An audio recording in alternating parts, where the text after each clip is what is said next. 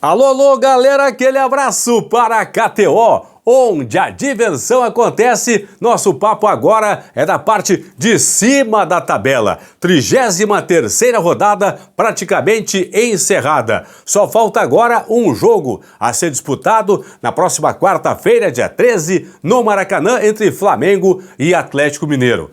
O Botafogo, hein? Deu uma tropeçada, deu uma patinada na rodada, empatou em casa, franco favorito, empatou em casa com o Cuiabá em 0-0. Viu o Palmeiras vencer o Grêmio, viu o Fortaleza vencer o Vasco da Gama, os principais adversários do Botafogo rumo ao título. Viu também o Inter bater o Fluminense, o São Paulo bater o Atlético Paranaense. E o Flamengo não jogou na rodada porque tem nesse domingo decisão da Copa do Brasil contra o Atlético Mineiro. Claro que Inter e São Paulo, as chances são apenas matemáticas de conquistarem o título de campeão brasileiro. O Flamengo tem jogo atrasado, pode incomodar essa turma aqui, mas por enquanto, concentrado o título aqui nos três, aqui entre Botafogo, Palmeiras e Fortaleza. Vou passar a partir de agora a nova classificação dessa parte de cima da tabela, questão do G5, sim, G5 para a vaga direta, G7 para a vaga na chamada pré-Libertadores.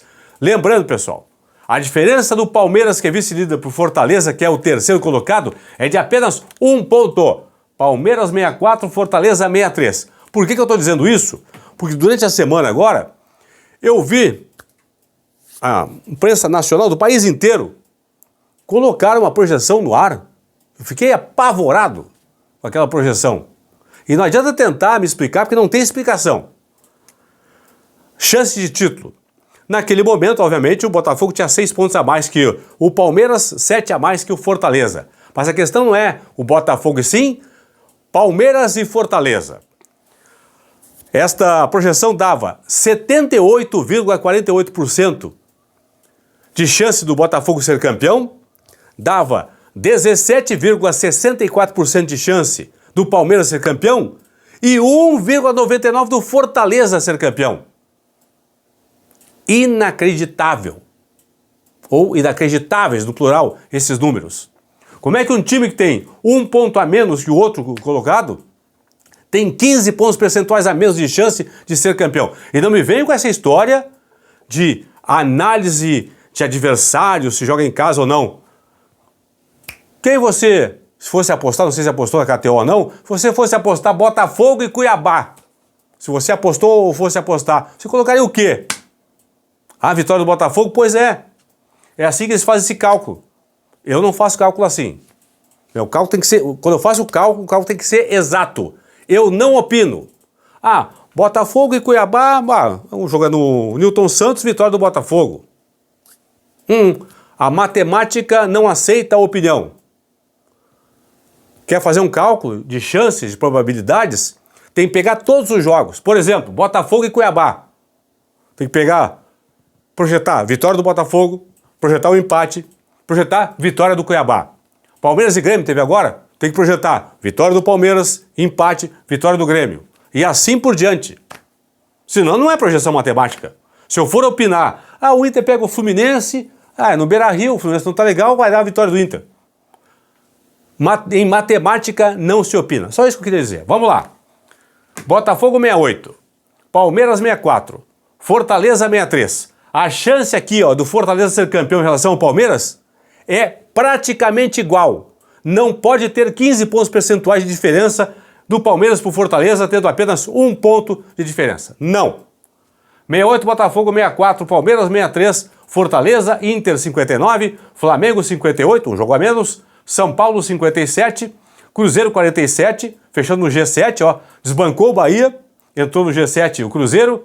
Aí Bahia 46, Vasco 43, Corinthians e Atlético Mineiro 41, Coringão vem crescendo na competição, o Corinthians aí, entrando efetivamente na briga por uma vaga na próxima edição da Copa Libertadores da América, porque nesse momento apenas 6 pontos, faltam aí 5 rodadas, 6 pontos separam o Corinthians do Cruzeiro, que é o 7º colocado, lembrando que, já falei em outros vídeos aqui anteriores, como temos a final da Libertadores entre Botafogo e Atlético Mineiro, já temos G5 para a vaga direta na fase de grupos e G7 para a chamada pré-Libertadores. Botafogo pode chegar ainda a 83 pontos. Palmeiras, pontuação máxima 79. Fortaleza pode chegar a 78. O Inter a 74 pontos no máximo. Flamengo a 76, São Paulo a 72. Então, matematicamente, até o São Paulo aqui brigando pelo título de campeão brasileiro. Obviamente que a condição é mínima aqui para São Paulo, para Inter principalmente aí, porque a distância é grande nesse momento. Por exemplo, o Inter tem aqui, 9 pontos a menos que o Botafogo. Claro, tem jogo direto, direto no Beira-Rio na penúltima rodada, mas de qualquer forma a distância é muito grande. O São Paulo tem 11 pontos a menos que o Botafogo. Na última rodada enfrenta a equipe do Botafogo lá no Rio de Janeiro. O Palmeiras sim, o Palmeiras tem 4 pontos de diferença, tem jogo direto contra o Botafogo na antepenúltima rodada. E o Fortaleza não enfrenta mais a equipe do Botafogo. Tá bom, pessoal? Então essa questão aí, a posição das equipes neste momento. Botafogo, Palmeiras, Fortaleza, Inter e Flamengo garantiriam as 5 vagas para a fase de grupos da Libertadores do ano que vem. São Paulo e Cruzeiro estariam indo para a chamada pré-Libertadores. Os próximos jogos. Lembrando que o Galo, Atlético Mineiro, tem 2 jogos atrasados para fazer. Vai fazer um agora na quarta-feira, dia 13, contra o Flamengo no Maracanã, encerrando a 33ª rodada. E no sábado, dia 16, enfrenta em Curitiba o Atlético Paranaense e jogo atrasado da 19ª rodada. Então, 2 jogos do Galo aqui, contra o Flamengo e também contra o Atlético Paranaense. E aí depois da data FIFA, no dia 20, teremos 11 da manhã, que o Cruzeiro vai estar focado na decisão da Copa Sul-Americana contra o Racing da Argentina, decisão em Assunção do Paraguai, dia 23. Então, dia 20, quarta-feira, 11 da manhã, tem Corinthians e Cruzeiro lá em São Paulo. 4h30 da tarde, em Bragança Paulista, Bragantino e São Paulo. Também às 4h30, o Furacão recebe em Curitiba o Atlético Goianiense. Às 4h30, em Criciúma, tem Criciúma e Vitória.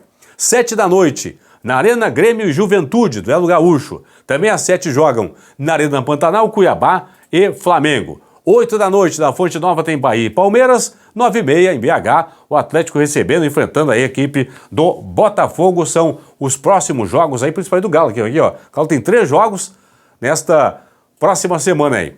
Aí dia 21, que é quinta-feira, jogo isolado no Rio entre Vasco da Gama e Inter. E depois na sexta-feira, dia 22, também jogo isolado, 9h30 da noite no Rio entre Fluminense e Fortaleza. São os jogos aí que vão acontecer pela 34ª rodada, a 15ª rodada do retorno.